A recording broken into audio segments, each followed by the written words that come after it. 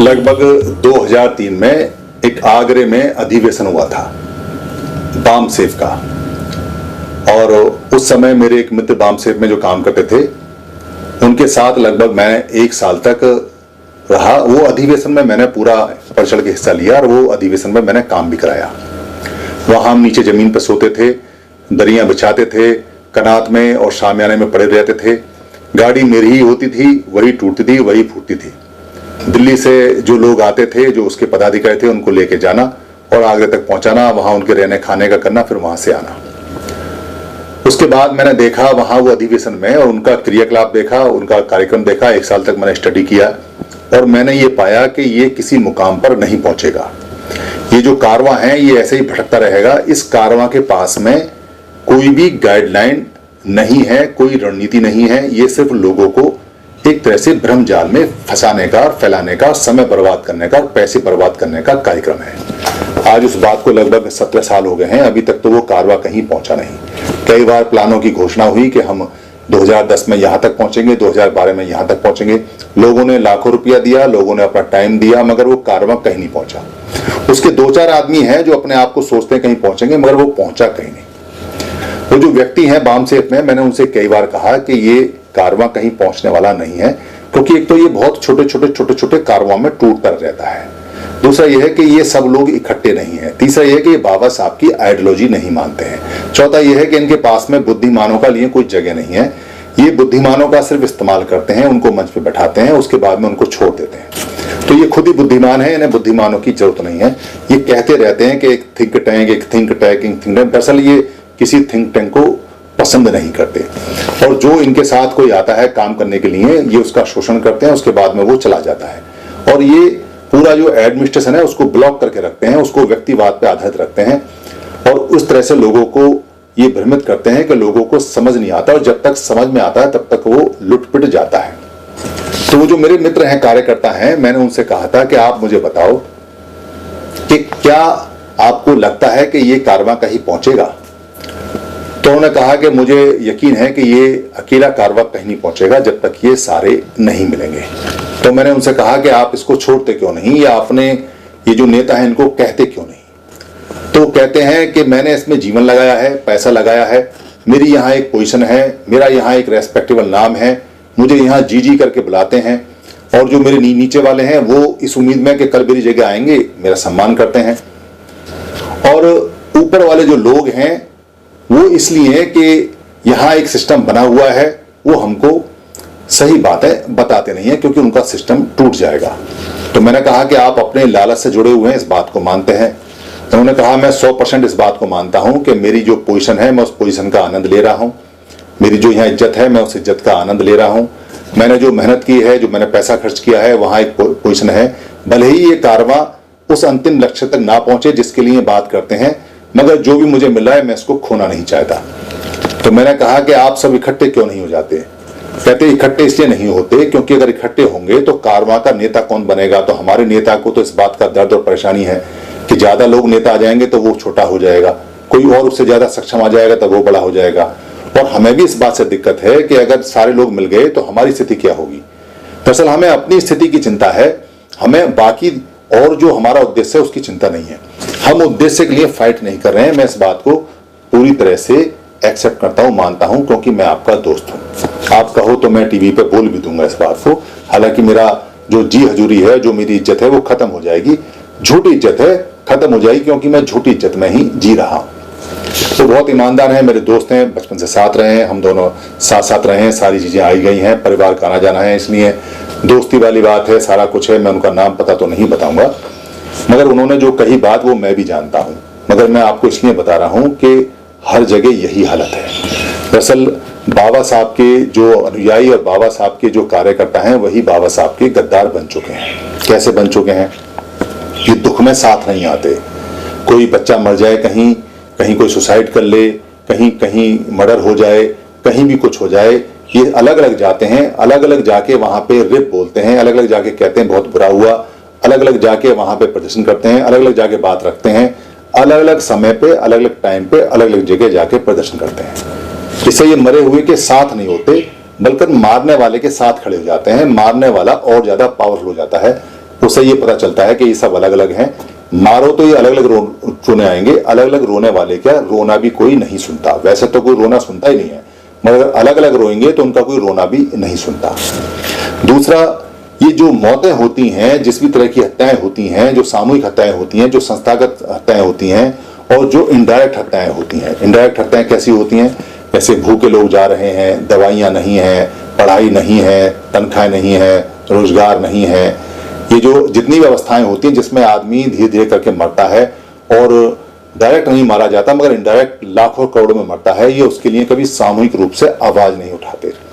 ये कभी नहीं कहते कि ये जो संस्थागत चीजें हैं, ये जो इनडायरेक्ट किलिंग है, जो ये अप्रत्यक्ष रूप से जो हत्याएं हो रही हैं, जो अप्रत्यक्ष रूप से लोग मारे जा रहे हैं या उनके मारने का इंतजाम किया है, उसको मिलके सब आवाज उठाएं। अलग अलग आवाज उठाते हैं, अलग अलग मंच पे अपनी विद्वता झाड़ते हैं, मगर इकट्ठे होकर दुख में नहीं आते। अगर संविधान जलता है तो संविधान जलने की जो बात उठाते हैं अलग अलग मंचों से, अलग अलग तरीके से उठाते हैं और फिर उसको देखते भी नहीं है कि क्या आगे हुई कार्रवाई, क्या नहीं हुई। संविधान बचाओ, संविधान बचाओ, संविधान बचाओ को सब चिल्लाते हैं, मगर संविधान जल गया इस बात के लिए इकट्ठे होकर सब नहीं आए। इसलिए बाबा साहब के ये रक्षक नहीं है, बाबा साहब की अनुयायी नहीं है, ये बाबा साहब के गद्दार हैं। क्योंकि जिस संविधान की दुहाई दे रहे हैं उसके जलने पे, उसके खत्म होने पे भी ये एक साथ नहीं आए हैं। इस बात का ध्यान रखें आप लोग। जितने भारत में बेरोजगार युवक हैं सब इनकी टोली में, मंडली में हैं। अलग अलग जितने भी संगठन हैं सब में कुछ बेरोजगार युवक हैं, मगर ये सारे मिलके बेरोजगारों की आवाज नहीं उठाते। क्योंकि सारे मिलके बेरोजगारों की अगर आवाज उठाएंगे तो बेरोजगारों का एक ग्रुप बन जाएगा तगड़ा, और हो सकता है कि बेरोजगारों का फिर जो ग्रुप बनेगा वो इनको ही ना बेरोजगार कर दे। इसलिए अपनी बेरोजगारी बचाने के लिए ये बेरोजगार जो युवक हैं उनकी कोई आवाज मिलकर नहीं उठाते। अलग अलग चर्चाएं करते रहेंगे मगर सामूहिक रूप से प्रदर्शन या सामूहिक रूप से ज्ञापन कभी नहीं देते, जो बाबा साहब की आइडियोलॉजी और बाबा साहब के संगठन और बाबा साहब के नियम के बिल्कुल विरुद्ध है। उनसे गद्दारी है। गलतवाद का विरोध कभी भी एक साथ नहीं करते। अगर कोई बात गलत पास हुई है या कोई गलत बिल आया है या गलत नियम बना है तो अलग अलग डेट पे अलग अलग चर्चाएं करेंगे, मगर कभी भी आपस में कोऑर्डिनेशन नहीं करेंगे। आपने कभी भी इन सबको इकट्ठे एक साथ होने की बात करते हुए भी नहीं सुना होगा। इकट्ठे तो हुए ही नहीं है, टूटते हुए बहुत सुना होगा, मगर इकट्ठे होने की बात करते हुए या ये सोचते हुए कि इकट्ठे हुए बिना हमारा काम नहीं चलेगा, ये बात भी जिक्र करते हुए भी आपने कभी किसी को सुना नहीं होगा। जबकि सारे जितने भी लोग हैं उनको मन से कहते हैं इकट्ठे हो जाओ, इकट्ठे हो जाओ, इकट्ठे हो जाओ, मगर खुद इकट्ठे होने का जिक्र भी नहीं करते। इनको अंदर से डर रहता है कहीं सारे इकट्ठे हो गए तो मेरी नेतागिरी कहां जाएगी, मेरी नेतागिरी नीचे न खिसक के आ जाए, मैं तो बड़ा नाकाबिल आदमी हूं। क्योंकि काबिल अगर आदमी होगा तो इकट्ठे होने से डरेगा नहीं, और अगर नाकाबिल आदमी होगा तो इकट्ठे होने से बहुत डरेगा। क्योंकि जो नेता बन जाता है, जिसको बीच की कुर्सी का चस्का लग जाता है, जिसको भाषण देने का शौक पड़ जाता है, जिसको साहब साहब और अध्यक्ष अध्यक्ष कहने का शौक पड़ जाता है, जिसको प्रधान जी कहने का शौक लग जाता है, जिसको प्रेसिडेंट साहब का सिग्नेचर करने का या प्रेसिडेंट साहब लिखने की आदत पड़ जाती है, या जिसके दो चार आदमी पीछे कहते हैं साहब साहब प्रेसिडेंट साहब, उसको आदत लग जाती है। ये राग बहुत बुरा होता है। इस राग में नहीं दिखाई देता कि उद्देश्य क्या है और क्या नहीं है। मेरा कुर्सी सलामत रहे, मेरा साहब सलामत रहे, मेरा जो अध्यक्ष है वो रहे। रिटायर होने के बाद भी लोग चुपके रहते हैं, इसी में पड़े रहते हैं कि हम अध्यक्ष बने रहें। ये रोग बहुत बुरा है जो सारे उद्देश्यों को लेके जाता है। इसलिए जितने भी समझदार कार्यकर्ता हैं, जितने भी युवक हैं, वो इस बात को समझें कि आपका भला होने वाला नहीं है जब तक आप इनका गिरेबान और कॉलर नहीं पकड़ेंगे।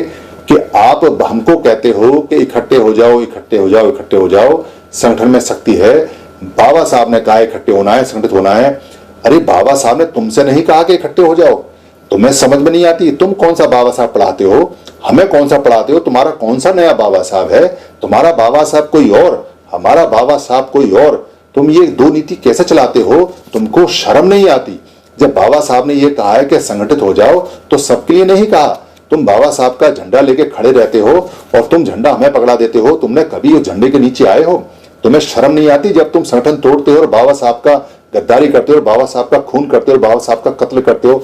तुमको जरा भी हिचक नहीं आती, जरा भी शर्म नहीं आती, जरा भी नहीं सोचते कि उद्देश्य पूरे नहीं हो रहे हैं, इकट्ठे हो जाएं। संविधान जल गया, बच्चे मर रहे हैं, सारे अधिकार चले गए, नौकरियां चली गई, आरक्षण चला गया, बेरोजगारी आ गई, भुखमरी आ गई, बीमारी आ गई, तुम इकट्ठे नहीं हुए, तुम्हें शर्म नहीं आई, तुम हमारा खून पियोगे, हमें पूरा मरवा दोगे, तब इकट्ठे होगे। ये याद रखना कि अगर हम मर गए तो तुम भी मर जाओगे, क्योंकि तुम्हारी नेतागिरी हमसे है। ये ध्यान रखना इस बात को। इसलिए जितनी जल्दी हो सके बाबा साहब की गद्दारी को छोड़ो और बाबा साहब के अनुयायी बनो, बाबा साहब के भक्त बनो।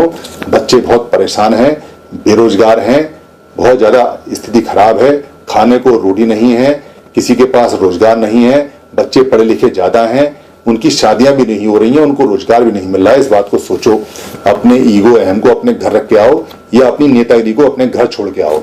यहाँ एक सामाजिक कार्यकर्ता बन के आओ, एक रिफॉर्मर बन के आओ, और नहीं आ सकते हो तो छोड़ दो, डिक्लेयर कर दो। ये नौजवान अपने आप संभाल लेंगे जैसे इन्होंने 2 अक्टूबर को संभाला था। धन्यवाद। टीम 22 पर सभी वीडियो बुक कॉपीराइट फ्री हैं। आप अपने पोर्टल पर, अपने यूट्यूब पर, अपने फेसबुक पर या किसी भी जो भी ऐप है उस पर आप यहां से डाउनलोड कर टीम 22 से या फेसबुक से या मेरे पेज से कहीं से भी कोई भी वीडियो ले सकते हैं, उसको डाउनलोड कर सकते हैं। उसमें अपने नाम का कुछ भी ऐड कर सकते हैं या अपनी कमेंट्री कर सकते हैं। उस वीडियो का कोई भी पार्ट आप ले सकते हैं, उसका प्रिंट मटेरियल भी बना सकते हैं, उसको किसी भी भाषा में आप बदल सकते हैं, उसका ऑडियो चेंज कर सकते हैं, उसका वीडियो ले सकते हैं। आप जैसे भी चाहें टीम 22 की किसी भी वीडियो का या सारी वीडियो का इस्तेमाल कर सकते हैं। ये हमेशा कॉपीराइट फ्री थी और हमेशा कॉपीराइट फ्री रहेंगी। हमारा सिर्फ इतना काम होता है कि महापुरुषों की जो बातें हैं उन बातों को हम सरल भाषा में, आम भाषा में आप तक पहुंचा देते हैं। अब आगे आपका काम है कि आप अपनी भाषा में बदल के या ऐसा का ऐसा शेयर करके या इसको आगे भेजकर या इसका लिंक भेजकर या इसमें से कोई भाषा बदलकर या इसको प्रिंट कर कर या इसको लोड कर कर या डाउनलोड कर कर या इसको टीवी में बच्चों को दिखाकर या किसी को गिफ्ट कर कर, जैसे भी चाहे वैसे इसको आगे पहुंचाएं। धम्म की सेवा सबसे बड़ी सेवा है, क्योंकि धम्म दान, धम्म को देना सभी देने में, यानी जितना भी हम किसी को देते हैं, दान देते हैं, उनमें सबसे बड़ा माना जाता है। अगर आपको लगता है किसी वीडियो में कोई परेशानी है तो आप हमें लिख के भेज दीजिए, हम दूसरा वीडियो बनाकर आपको भेज देंगे। आप धम्म की सेवा में सहायक बने, धम्म आपको खूब लाभ देगा, धम्म आपको लाभ देगा, आप धम्म को लाभ देंगे, ये दोनों इंटरचेंज है। यही धम्म की प्राकृतिक नियम है। धन्यवाद। धम्म शरणं गच्छामि।